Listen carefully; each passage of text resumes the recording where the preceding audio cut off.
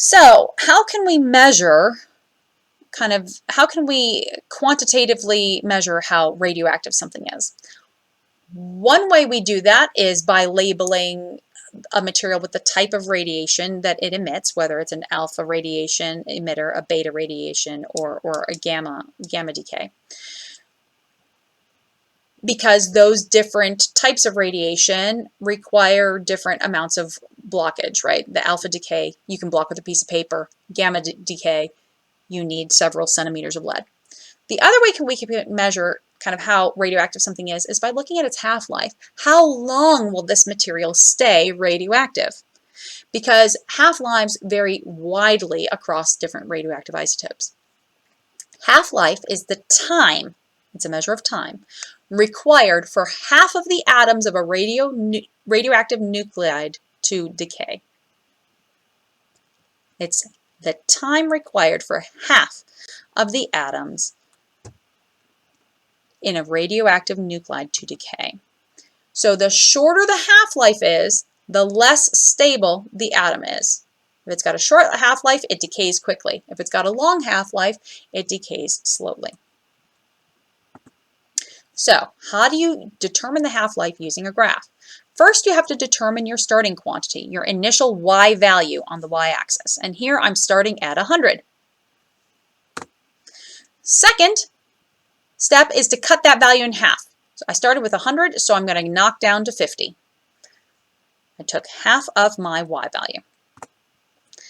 Now I need to find the time interval on the x-axis that corresponds to that half Y value that I just determined. So here is my half Y value. I'm going to draw a line over to my curve, and when I hit the curve, I stop and I come down and I see that that was 1 half-life. I can repeat the process. I can figure my next half-life, and when I go from 50, cut that in half to 25, then this takes me to my second half-life. So my distance between here and here is 1 half-life. But the distance from the start to here is 2 half-lives. Let's look at an example with numbers instead of just talking about the number of half-lives. So here is a graph of radioactive decay of potassium-40. And I start with a value of 1. So I want to cut that value in half. Half of 1 is a half, so I'm going to end up here. And coming over, that gives me a half-life of 1.3 billion years.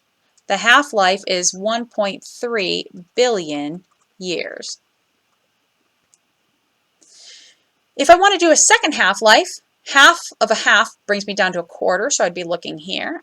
And I would draw a line over till I bump the curve. Then I come down and read the value on the x-axis. And this tells me that it's 2 half-lives. This is 2.6 billion years. Is 2 half-lives.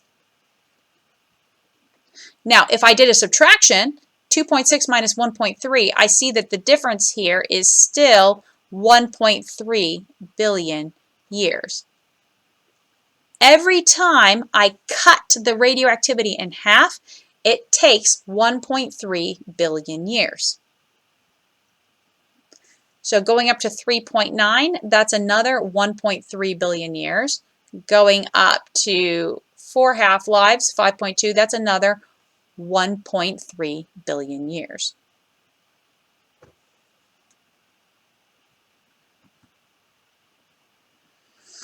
Okay, this one's not labeled for you, so it's going to get a little bit harder this time. My radioactivity, the radioactivity of my starting sample is at 100,000. And I want to know what the half-life of this material is. So I have to cut 100,000 in half. Half of 100,000 is 50,000. And so I draw a line at 50,000 until I bump the graph, and then I come down, and that value looks to be, let's see, if this is 200,000, then this must be 40, 80, 120, 160. So this must be between 40 and 80. This must be about 60,000 years. I'm going to double check that because 60,000 years. I'm going to double check that by doing another half-life just to make sure that the value is what I think it is. So half of 50,000 is 25, and 25,000 would be about here. And dropping the line down. Oh, that's nice because it's right on the line this time. So that's 40, 80, 120. Yeah, that's right on 120,000 for my second half-life. And 120,000 minus the 60,000 does give me a consistent half-life of 60,000 years. So I'm pretty confident here that my half-life is 60,000 years. After 120,000 years, how many half-lives have passed? Oh, I've actually just figured this out. 120,000 years, that was my second half-life. That was exactly at my second half-life. So this was my first half-life, and this is my second half-life. So that is 2 half-lives is 120,000 years.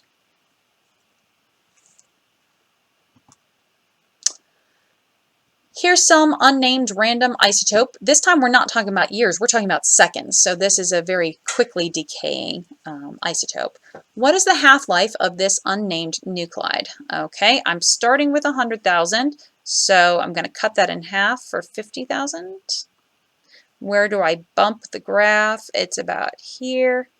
So this goes from 2 to 4, so 3 is about here. So I'm going to guess that's about 3.5 seconds.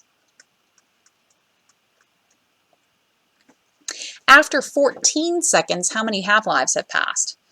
Okay, well, if each half-life is 3.5 seconds, then how many times does that go into 14?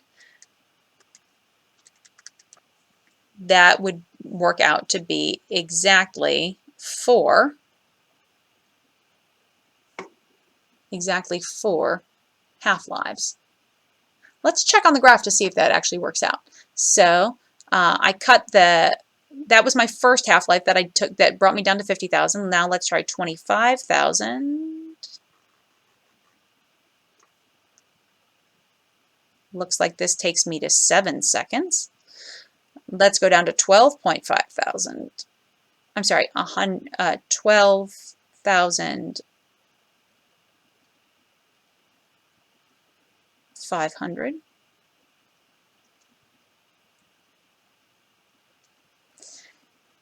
That looks like it's around 11 maybe. I'm probably a little low because actually that should be 10.5.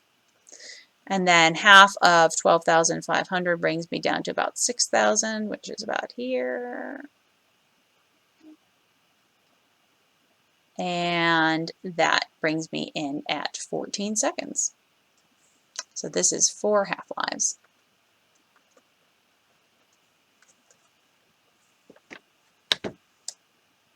I hope this helped.